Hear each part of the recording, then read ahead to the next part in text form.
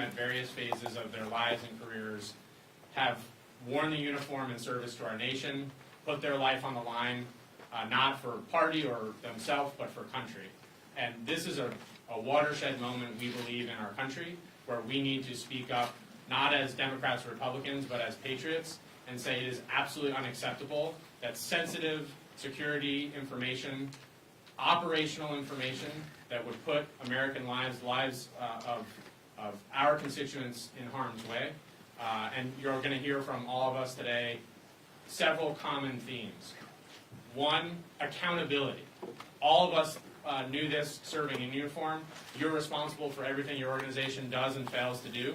At a minimum, we're calling on our Republican colleagues to share in that joint call for accountability, that there needs to be a fulsome and transparent investigation into what happened with the leakage of the information that we know about and potentially much more sensitive national security information out there. And then the second piece is we're continuing to call on the House Armed Services Committee through their oversight means to hold a hearing on this. And if that is not answered, we'll continue to escalate on behalf of our constituents, on behalf of the American people, to have that transparency and to have that accountability. So again, I want to thank all my colleagues for being here, and I'm going to hand it to Congressman Mike Thompson next. Sir, thank you. Pat, thank you. Thank you very much. Thank you to all of our colleagues who are here today. I'm Mike Thompson from California's 4th Congressional District. I served in the United States Army with the 173rd Airborne Brigade and did tour of duty in Vietnam. And I spent 8 years on the House Intel Committee. And I'm here today with my colleagues because we're dealing with a gang that can't shoot straight. This is an incredibly serious, unforced error that they made. And their error put American service members' lives in danger, and that is not something that we're going to tolerate. We learned very early, every one of us in our careers, that loose lips sink ships.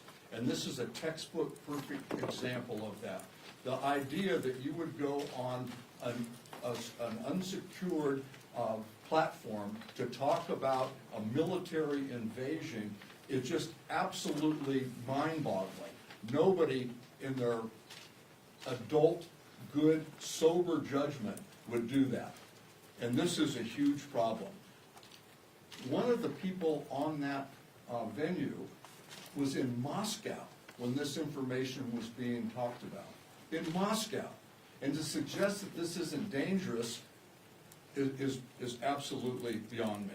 It was dangerous, it was reckless, it was an unforced error, and we need to come together to figure out what happened, why it happened, what else is going on. This isn't the only time that this has happened. I'm pretty sure of that. We need to make sure what else is going on, and we need our Republican colleagues to stand with us to bring about a transparent and a clear and thorough investigation. And it's my honor to introduce Ted Lieu, fellow Californian, a former colonel in the United States Air Force. Thank you, Mike. I want to thank Pat Ryan and Mike Thompson for organizing this really important press conference. What Secretary of Defense Pete Hegseth did was outrageous. He sent secret war plans to a journalist, and the reason that that is so reckless is if anyone other than people who should have had that information got it, you could put pilots at risk. If a foreign intelligence service somehow was monitoring that group chat, they could have given it to Houthis, and Houthis could have shot down a pilot. It's really, really disturbing that the White House still does not seem to understand the seriousness of this problem. Even today, they're saying somehow that this information was not classified. They were just lying. All of us here, serving a uniform, we know that that would have been classified. You cannot talk about the time, date, place, targets, sequence of strikes, and not have that be classified because, again, you're putting American troops' lives at risk. And I also want people to understand that it's not just that the Signal app was not authorized. The Pentagon sent an email, according to public reporting, on March 18th saying do not use this. It's that you've got software out there, one of them is known as Pegasus, that simply takes over and controls your phone. So you don't even have to break into the Signal app. You simply become the user, and you can simply monitor everything that is happening. So if Foreign Intelligence Service was doing that, this, again, was very reckless and endangered our national security. And that's why we're calling for an investigation to get to the bottom of this, and we're asking for accountability. And with that, my honor to introduce the great member from New Jersey, Mikey Sherrill. Hi, I'm Mikey Sherrill. I'm a former Navy helicopter pilot and a former Russian policy officer. And I have to tell you, I remember as only a teenager when I entered into the Navy getting my first security brief and understanding how important security is to our military. As we've all heard for years, loose lips sink ships. And now we have at the top echelons of our government people who don't seem to understand the need for any national security. We even, as you heard, had a report that someone was in Moscow. Having traveled myself to Moscow, I know the type of operational security that is expected there of military members. I know the briefings that I received. And so to think that now we have a government that is so has so little concern for our security is really, I think, infuriating. And to see all of these members here who have served, who know that their lives have been on the line, and know that what the minimum that they should be able to count on is that their own government is not going to sell them out to foreign adversaries, that their own government is going to take their security seriously. And yes, to think that anybody is saying now that this was not secure information or this was not secret information or classified information, anybody who knows anything about this area, and there are people on that signal chain that know better, know that this is classified information. You don't give targeting information. You don't give time. And you put people in danger. People's lives, American lives, were in danger because of that signal chain. The thought that you would be in Moscow and that nobody would be monitoring your text chains or that nobody would have access to that is really ludicrous at this day and age. I don't think anybody buys that either. So to think now that this is going to go uninvestigated or that Armed Services is not going to hold a hearing on this in the House is really, I think, completely disregarding what just happened, the danger of the situation, and the sense that I think we all have that if this has been reported on, we need to know what else is going on, because somebody's got to clean house at the White House. And it's obviously not going to be the president, who is now up to his old trick, so I'm declassifying it. Well, too late, buddy, right? Like, this was classified information. This put lives in danger. An investigation needs to take place. That is what we are calling for. And I think the House Armed Services Committee needs to hold hearings on this and get to the bottom of it so no more service members are put in danger. So I am really glad to be here today. And with that, I am going to turn it over to my colleague, Salud Carbajal, to speak next. Thank you. Thank you, Mikey. What else can be said? Recklessness at its best. I served in the United States Marine Corps Reserve for the most of my service. I was mobilized for Desert Storm. I went to North Carolina, didn't make it out to the theater. But I speak for all the service members that were put at risk here. This was reckless at best and an illegal violation of the Espionage Records Act. That's what transpired here. And as we see typically with this administration, they denied. First they denied. Secretary of Defense denied when that was asked by the media. Then they went to saying that it was not classified. They unknowingly put somebody who was not part of the national security team on their signal channel. That's what they did. And then knowingly, they did this on a signal channel that was not a secure method of communication. This is recklessness, and we need to hold the administration accountable. They put our service members at risk. Could you imagine the enemies or others that they were targeting knowing all our plans? We could have dead pilots today. We could have dead pilots today and so many others that could have been injured or killed because of their reckless behavior. This is amateur hour. And the Senate confirmed this cabal of incompetent buffoons. Let's call it what it is. So today I think I'm glad to join my fellow veterans calling for accountability, calling for the cleaning of house, of the White House, and taking action to make sure that this ridiculous behavior doesn't happen again. With that, I will introduce Congressman Derek Tran. Chris, oh. Wait. Here. We're gonna get the Marine out of the way. You know what? He's still learning. the They wrote it. ABCs. They wrote it in crayon. That's why. No offense to Derek. We're gonna get up Congressman Chris DeLuzio. Thanks. It's all right, so thanks. It's an honor to join these great colleagues of mine, all of us who wore the uniform in different ways and different times. I was a naval officer. I served at sea and on the ground in Iraq. What we saw from this administration was reckless. It was a dangerous breach of our national security. It was probably criminal conduct. There has to be consequences. This included the Vice President of the United States, the Director of the CIA, the Secretary of Defense, the National Security Advisor, the Secretary of State. I could go on and on. These are some of the most powerful people in America. If any of us had done this as junior enlisted or junior officers, what do you think would have happened? Be court-martialed. You'd likely end up in Fort Leavenworth or something like it. And to these people, to think that they may not face consequences is outrageous. Cannot happen. Now, we know Secretary Hegseth's own Pentagon warned just last week that there were hacking vulnerabilities to Signal, the very platform they were communicating on. Communicating about, you heard it here, sensitive, classified material. There is no defense for this.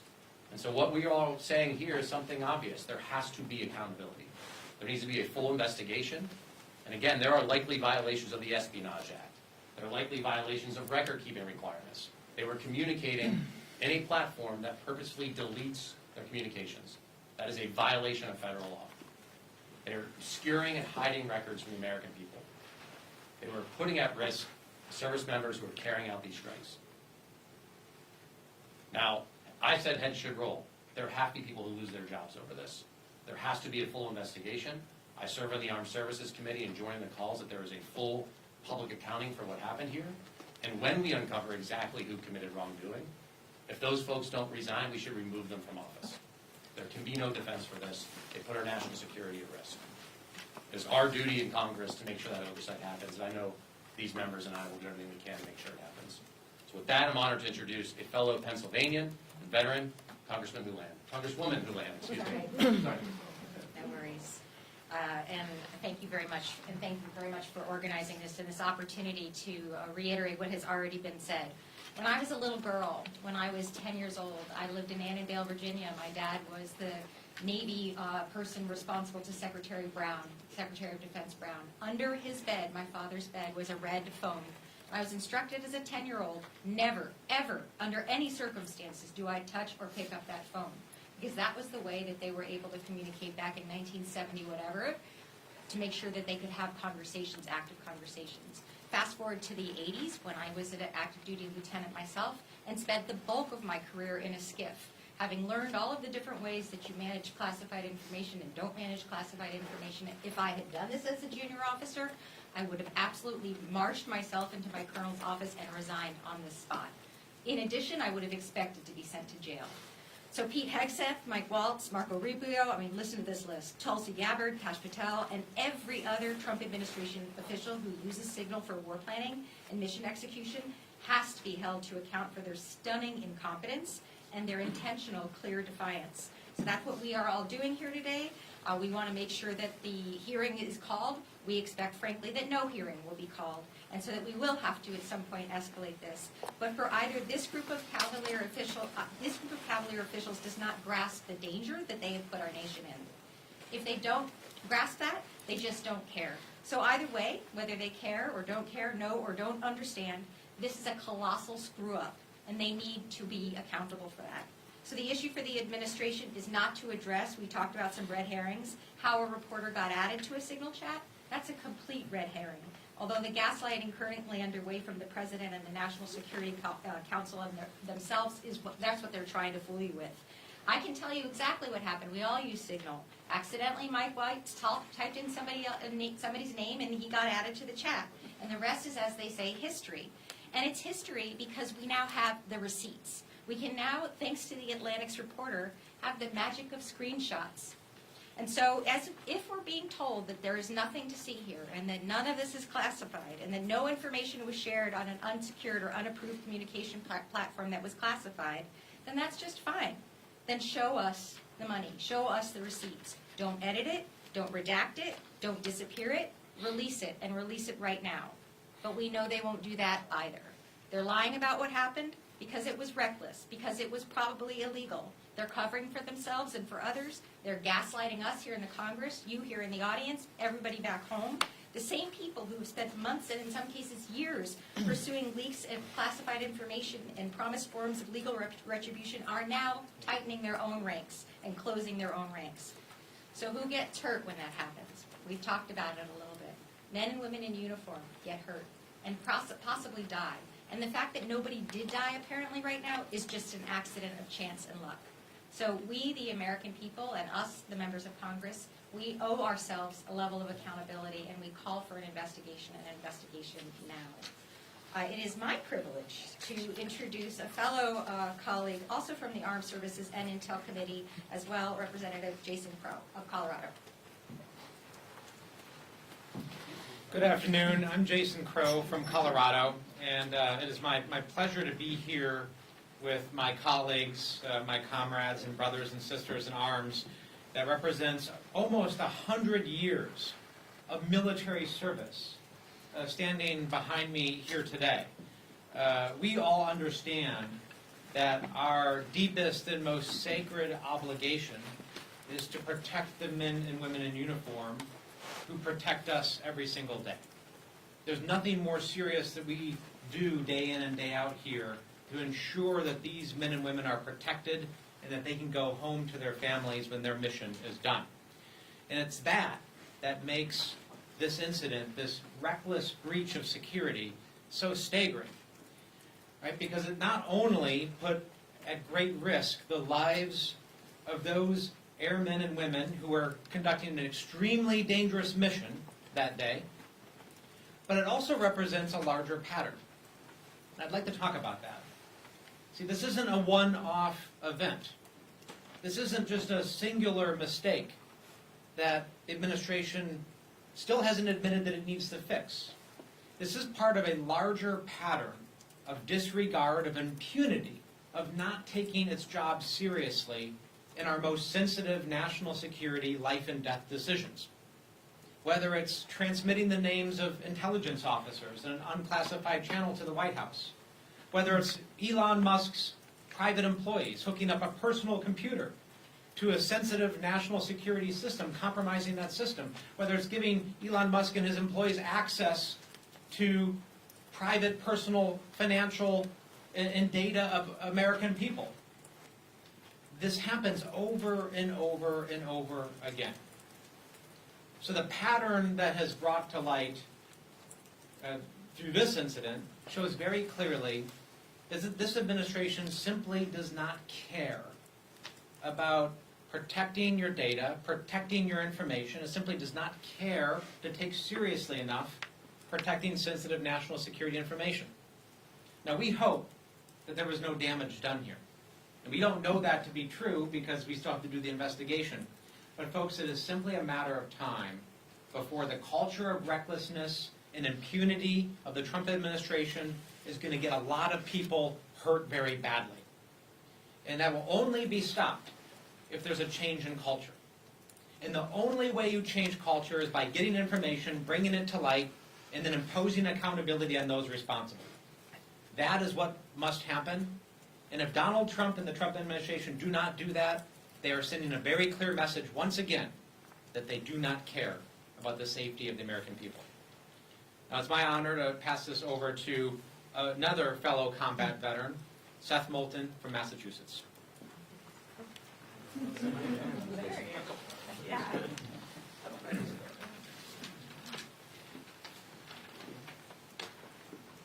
Accountability is back.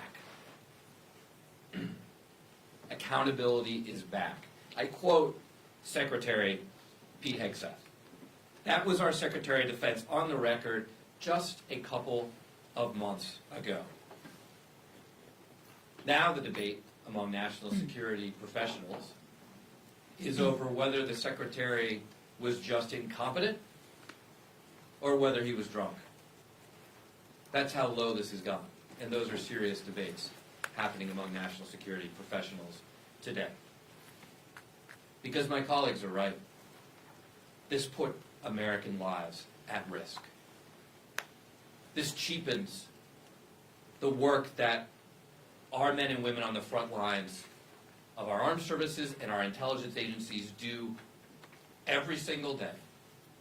Because it says the rules that apply to you don't apply to us as your leaders.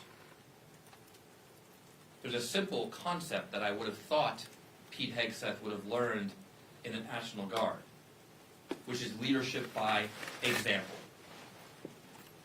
Well, let me tell you, if any guardsman at any level, including the most junior private, had done what Pete Hegseth did, he would not only be fired, would not only lose his security clearance, but he would probably be criminally prosecuted.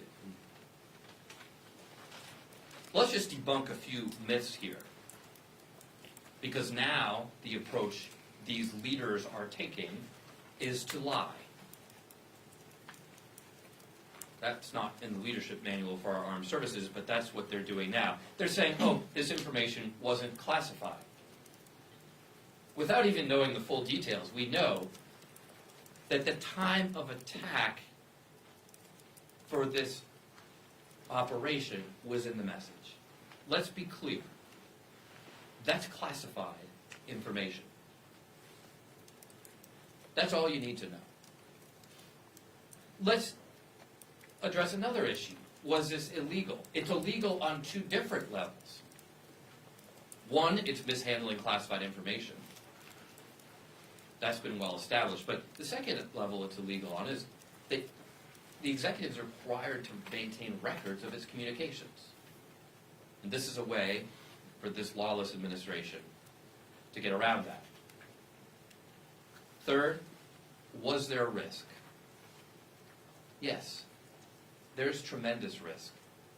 That's why national security professionals, including everyone on that group chat, aside from the people who weren't supposed to be on it, has 24/7 access to classified, proper means of communication.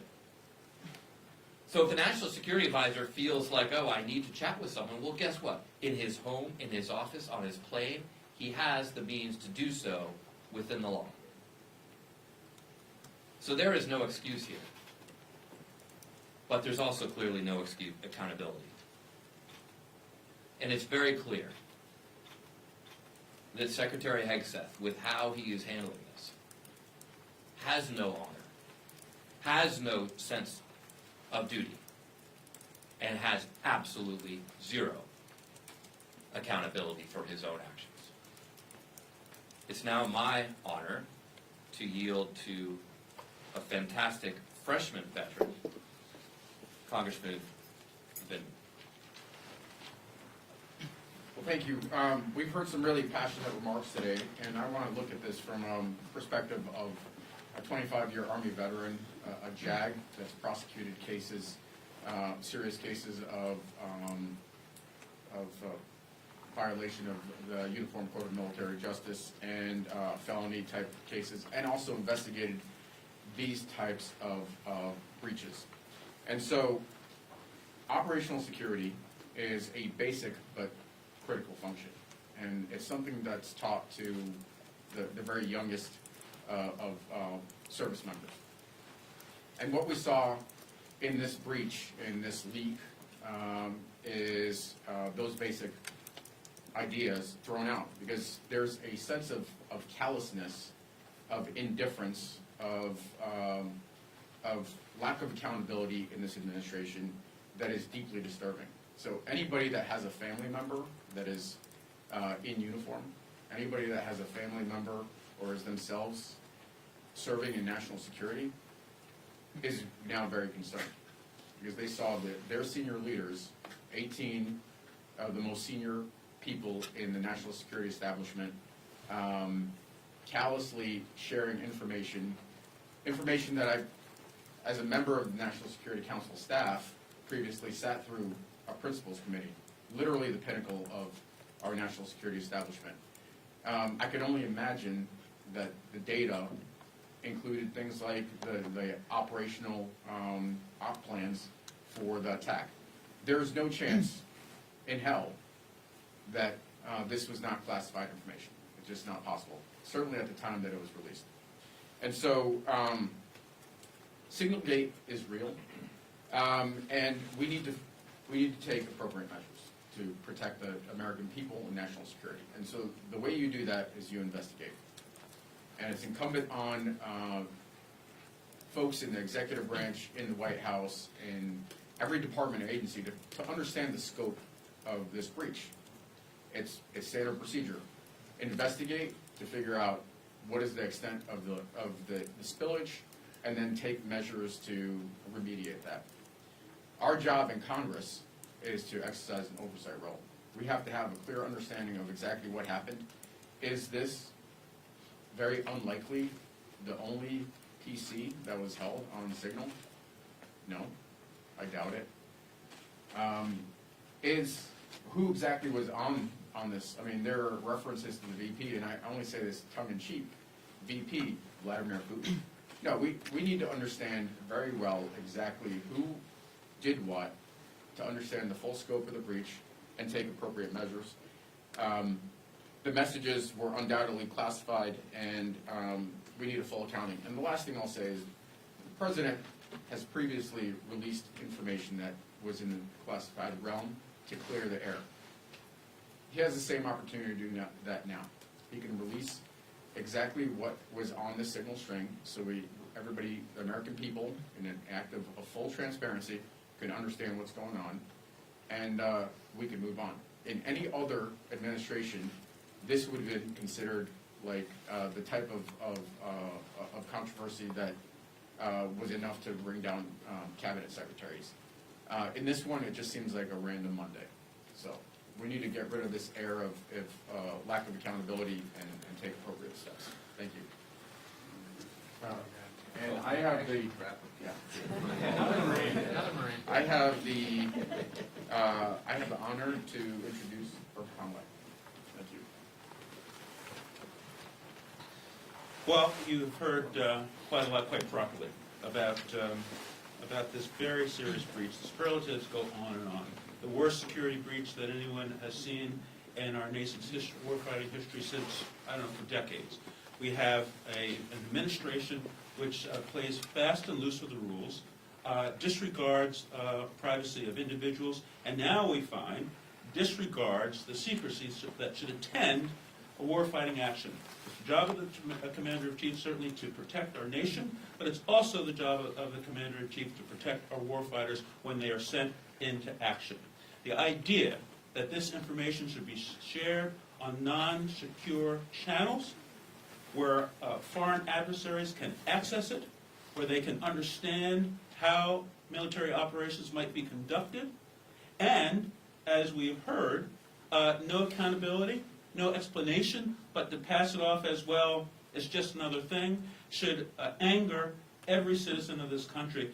It should anger our allies, who are now going to need to be concerned about what will happen to their information when it's passed along to the highest, the upper reaches of our administration and the national security structure. Now, this is very serious. If this had happened during the Biden administration, if this had happened during the Obama administration, we heard calls when Secretary Clinton had a private server that she should not only be prosecuted, should be investigated, she should put in jail. We've heard this over and over again in prior campaigns. Now, this has happened at this time with this administration. If it was Biden, if it was Obama, we would be having hearings. Hearings would be scheduled before even all the facts were out, and they would be calling for not only an investigation, they would be calling for resignations. We have heard and we understand from people who know, from news organizations who know, that if any person who was a contractor for DOD, any person who was in the military who had engaged in this kind of security breach, they'd be out the door the next day. We've heard that people recognizing they made a mistake would step forward and resign. But we don't have that moral authority, unfortunately, the people that are at the top of our military and defense structure. And so we're certainly calling for accountability, but in this gentleman's opinion, a true accountability will occur when the Secretary of Defense Hegseth resigns his office, as he should, just like any enlisted person or any other contractor for DOD would have to do, and National Security Advisor Waltz to do the same. They have committed very serious acts, and we've heard even possibly crimes. And we stand here calling for accountability. We must have it. The American people must demand it, and we must do all we can to ensure that accountability occurs. It's my honor and pleasure to bring forward, for the second time, Congressman Tran. Derek. Thank you. Resignation and investigation. I am so honored to stand shoulder to shoulder with my colleagues who have worn the uniform of our country. We know that making one mistake or ignoring one security requirement could put lives on the line. I wish the officials at the highest ranks of our national security establishment adhere to these standards. In fact, they should be held to much higher standards. They hold the ultimate responsibility of protecting American lives and the security of our nation and our allies. Instead, these Trump administration officials ignored every possible security measure, even some so basic that a high school student learned to follow. Vice President Vance, Secretary Hegseth, Secretary Rubio, National Security Advisor Waltz, and other high-ranking officials recklessly shared precise details about weapon packages, targets, and timing over a Signal group chat. This is not just a breach of protocol, this is a breach of national security. We know for sure that a journalist had access to the group chat. But what we don't know about still is who else had access. We need accountability. We need answers, not just who is responsible for these reckless actions, but what the Trump administration is going to make sure that this doesn't happen again. Resignations and investigations. Thank you. I'd like to invite up Congressman Gil Cisneros. Thank you, Derek. Thanks everyone for being here today, giving us this opportunity to speak to you about how bravely this is. I'm Gil Cisneros. I represent California's 31st Congressional District. I'm a Navy veteran, but also I was the former Undersecretary of Defense for Personnel Readiness, working in the Pentagon, understanding how the security of that system kind of works and how you communicate. And I can tell you this, when I was in the Pentagon, when I was the Undersecretary, never ever did we use Signal to plan anything, any meetings, coordinate any efforts, or give away definitely any details about operations that were currently going on. Anytime you talk with the Secretary or anything, right, is at a secret level. You have, as it's been already said, right, there are devices that you had. I had multiple devices in my office that we would secure on secured networks, right, and then you had your unsecured network. Any operations or anything that was going on was definitely over secure channels. And that was not happening in this. And the thing that is really bothering me about this is the fact, too, that, you know, every office pretty much in the Pentagon is a SCIF. I mean, definitely the Secretary of Defense's office, but yet he's communicating on his personal cell phone. You're not supposed to be taking cell phones or Bluetooth or any of those devices into your SCIF where they can be kind of tapped into and listened to and brought into that environment. There is just a complete disregard for OPSEC, for Operation Security by this administration. And then the audacity there was that the Secretary had actually said before this too, right, that we're going to start getting down on OPSEC, that their OPSEC was tight. and they're looking into this, and he's actually talking about polygraphing, people there at the Pentagon to find out where the leaks are. Well, problem solved. It's right there with the Secretary of Defense. And he should be the first in line there. He's the one who is creating the problems. OPSEC's supposed to start with him. As it's been said too, loose lips sink ships. That was something that every seaman learns when they join the Navy. It's right there at the beginning of boot camp. Nobody would have ever thought that it would start with the National Security Advisor as well as the Secretary of Defense, are the ones who kind of letting out the information of where the details of this exercise were and how it was going. And so with that, thank you very much. And now I have the honor of introducing another former Navy colleague, Jimmy Panetta. Hey, thanks, Gil. Thank you. Let me thank Congressman Thompson and Representative Ryan for putting this together, and of course, it is a very proud yet disappointing moment that I get to stand here with my veterans and have this type of discussion with all of you. I'll keep it short because I'm sure it's probably getting to repetition. Some of you already finished all of your stories. But the fact is that repetition is kind of what we know up here, especially if you've served in the United States military. That's how they teach you basic things. And I can tell you that one of the most basic things that they teach you from the minute you take that oath is Operation Security, OPSEC. And you get it drilled into your head. And every member of the armed services, from the lowest enlisted, and yes, you would hope, to the Secretary of Defense, would understand the importance of OPSEC. And you have to understand the importance of classified information and handling classified information, because the problem is that classified information and that getting out can lead to the loss of lives, And that is what happened here. This type of breach, this type of carelessness, this type of recklessness put men and women in uniform in jeopardy. I have a nephew that's serving on a ship in the Middle East right now. His life, I can tell you, was in jeopardy because of this. Mothers and fathers whose sons and daughters are serving over there at this moment should be very angry. They should be talking to their members of Congress, Democrats and Republicans, about what we need to do to ensure that this never happens again. In regards to that, as you heard earlier, I too am dismayed at what would have happened if the shoe was on the other foot. If this was another administration and this happened. Where are our Republican colleagues? Where are our Republican colleagues who served in the military? Look, all of us up here will probably tell you we act in a very bipartisan manner. Of all times to be bipartisan, this is it, especially when it comes to this type of carelessness, especially when it comes to putting the lives of our military members in jeopardy.